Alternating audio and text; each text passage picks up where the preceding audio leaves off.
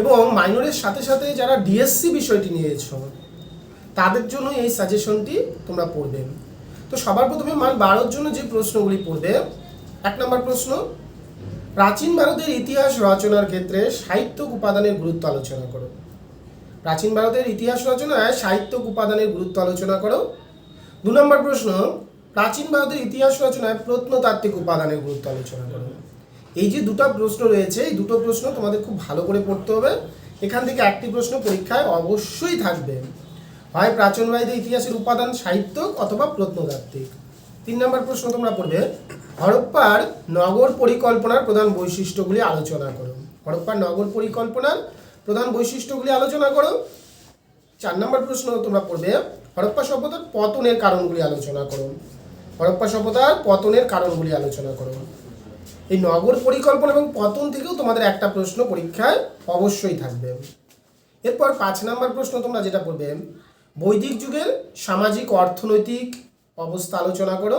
বৈদিক যুগের সামাজিক অর্থনৈতিক অবস্থা আলোচনা করো, ভালো করে পড়বে।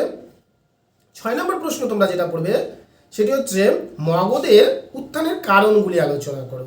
মগধের উত্থানের কারণগুলি আলোচনা করো, ভালো করে দেখবে। এরপর 7 নম্বর প্রশ্ন তোমরা যেটা দেখবে, কুষাণ সম্রাট কনিষ্কের কৃতিত্ব আলোচনা করো। কুষাণ সম্রাট কনিষ্কের কৃতিত্ব আলোচনা করো, ভালো করে এই প্রশ্নটাও তোমরা পড়ে যাবে।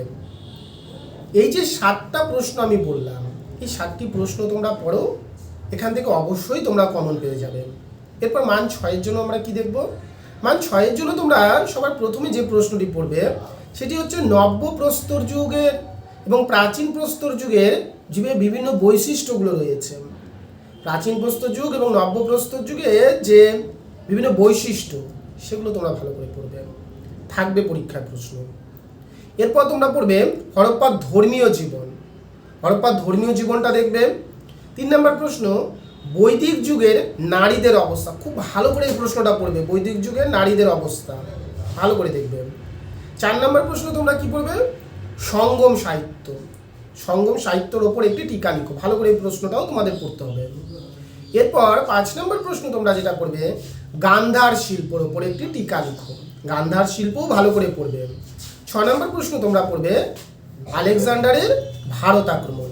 আলেকজান্ডারের ভারত আক্রমণের ফলাফল কি ছিল, এই প্রশ্নটাও ভালো করে তোমরা দেখে যাবে। এরপর তোমরা যে প্রশ্নগুলো দেখবে, আরও কয়েকটি প্রশ্ন দেখবে সাথে। এরপর তোমরা দেখবে গৌতমী পুত্রী সাতকর্ণী অথবা সাতবাহন বংশের শ্রেষ্ঠ সম্রাট কে ছিল তার কৃতিত্ব আলোচনা করো। অর্থাৎ গৌতমী পুত্রী সাতকর্ণীকেও তোমাদের পড়তে হচ্ছে 7 নম্বর প্রশ্ন হিসাবে।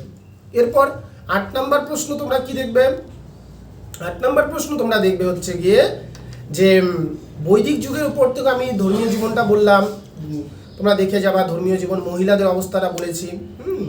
এই প্রশ্নগুলোই পড়লে তোমাদের 6-এর জন্য আশা করি কমন পড়ে যাবে। দেখো ইতিহাসে 3-এর ক্ষেত্রে তেমন কমন হয় না, তারপরেও বেশ কিছু প্রশ্ন বলছি, এগুলো পড়ো।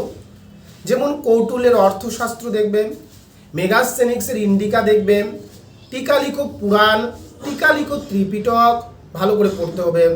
বর্ণ ব্যবস্থা কি, চতুশ্রম প্রথা কি, সভা ও সমিতি বলতে কি বোঝো, ঠিক আছে। তারপরে তোমরা গোধন, খুব কমন একটি প্রশ্ন, গোধন কি। তারপরে আর্য কারা, সরস মহাজনপদ বলতে কি বোঝো, তীর্থঙ্কর কারা। হ্যাঁ, এই যে রিলেটেড প্রশ্নগুলো রয়েছে, এই প্রশ্নগুলো যদি তোমরা দেখে যাও তাহলেই তোমাদের পরীক্ষায় আশা করছি কমন পড়ে যাবে। সবাই চ্যানেলটির সঙ্গে যুক্ত থাকবে এবং যারা যারা আমাদের কাছ থেকে নোটস সাজেশনস নিতে চাও তোমরা অবশ্যই আমাদের দেওয়া যে নম্বরের সেন্টারের নম্বরগুলো রয়েছে সেগুলোতে যোগাযোগ করে অবশ্যই নোটস সংগ্রহ করতে পারো। সবাইকে ধন্যবাদ, সবাই চ্যানেলটির সঙ্গে যুক্ত থাকবেন। ধন্যবাদ সবাইকে।